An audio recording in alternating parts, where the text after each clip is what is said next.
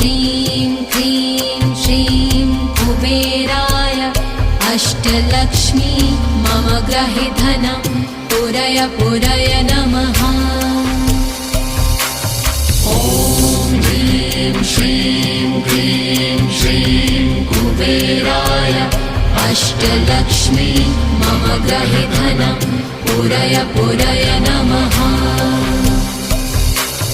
ॐ ह्रीं श्रीं क्रीं श्रीं कुबेराय अष्टलक्ष्मी मम गृहे धनं पुरय पुरय नमः।